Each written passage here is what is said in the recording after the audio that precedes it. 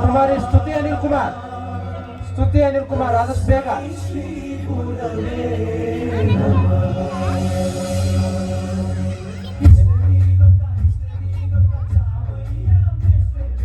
स्तुति अनिल कुमार ಬೇಗ ಬರಬೇಕು.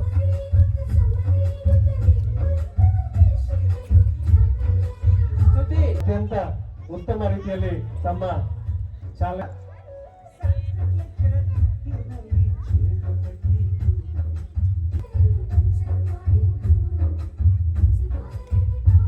ಶಿಕ್ಷಕರು ಬರಬೇಕು ದಯವಿಟ್ಟು. ಆದ್ರೆ ಏನ್ ಮಾಡಿದ್ರು ಬಿಡೋದಿಲ್ಲ. ಗಾಂಧೀಜಿಯವರೇ ಹೋಗಿ ಮಾತನಾಡಿಸ್ತಾರೆ. ತುಂಬಾ ಕೊಳಕು ಬಟ್ಟೆಯನ್ನು ಹಾಕಿರ್ತಾರೆ.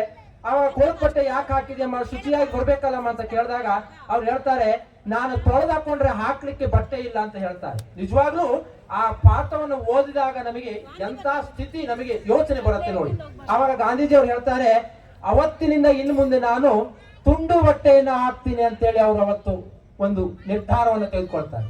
ಹಾಗೆ ಅವರು ದಕ್ಷಿಣ ಆಫ್ರಿಕಾದಲ್ಲಿ ಎಲ್ಲ ರೀತಿಯ ಸನ್ಮಾನಗಳನ್ನು ಸಹ ತಿರಸ್ಕರಿಸ್ತಾರೆ.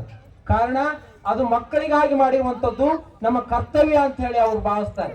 ದಯವಿಟ್ಟು ಹಾಗಾಗಿ ನಾನು ಅವತ್ತು ಮಕ್ಕಳ ಮುಂದೆ ನಿರ್ಧಾರ ಮಾಡಿದ್ದೀನಿ, ಯಾವುದೇ ವೇದಿಕೆಯಲ್ಲಿ ನಾನು ಯಾವುದೇ ಶಾಲನ್ನು ಹೊಸ್ಕೊಳ್ಳೋದಿಲ್ಲ. ಇದೊಂದೇ ಅಲ್ಲ, ನಮ್ಮ ಕಂದ್ರವಳ್ಳಿಯ ಪಂಚಕಲ್ಯಾಣದಲ್ಲೂ ಸಹ ನಾನು ಅದನ್ನ ಪಡೆದುಕೊಳ್ಳದೆ ಬಂದಿದ್ದೀನಿ. ಅನ್ಯತಾ ಭಾವಿಸಬಾರ್ದು. ನಿಮ್ಮ ಅಭಿಮಾನ ನನ್ನ ಮೇಲೆ ಸದಾ ನನಗಿರುತ್ತೆ ಅನ್ನೋದು ನಂಗೆ ಗೊತ್ತಿದೆ. ತಪ್ಪು ಭಾವನೆಯನ್ನು ತಿಳಿದೆ. ಇದಕ್ಕೆ ಇನ್ನೊಂದು ಪ್ರೇರಣೆ ಅಂತ ಹೇಳಿದ್ರೆ ನಮ್ಮ ಕಾರ್ಯದರ್ಶಿಯವರ ಸೋದರತ್ತೆ ಆದಂತಹ ಮಿತ್ರಮ್ಮನವರು ಸಹ ಹೇಳಿದ್ರು ನನಗೆ, ನಾವು ಮೊದಲು ನಿರ್ಧಾರವನ್ನು ಮಾಡಬೇಕು ಅಂತೇಳಿ. ಅವರು ಸಹ ಎಲ್ಲೇ ವೇದಿಕೆಯಲ್ಲಿ ಯಾವುದನ್ನು ಪಡೆಯೋದಿಲ್ಲ ಅಂತ ಅವತ್ತು ನಿರ್ಧಾರ ಮಾಡಿದ್ದಾರೆ. ಆ ರೀತಿಯಲ್ಲಿ ನಾನು ಆ ನಿರ್ಧಾರ ಪಡೆದಿರೋದ್ರಿಂದ ತಪ್ಪನ್ನ ತಿಳಿದೆ. ನಾನು ಇವತ್ತು ವೇದಿಕೆಯಲ್ಲಿ ನಿಮ್ಮ ಶಾಲನ್ನ ಹೊಸಗೊಳ್ಳುವಂತ ಕೆಲಸಕ್ಕೆ ಮನಸ್ಸು ಒಪ್ತಾ ಇಲ್ಲ, ಕ್ಷಮಿಸಿ. ದಯವಿಟ್ಟು ನಾವು ಕುತ್ಕೋಬೇಕಾಯ್ತು. ಕುತ್ಕೊಳ್ಳೋಕೆ ಏನು ಸಮಸ್ಯೆ ಇಲ್ಲ ಅಂತ ಭಾವಿಸ್ತೇವೆ.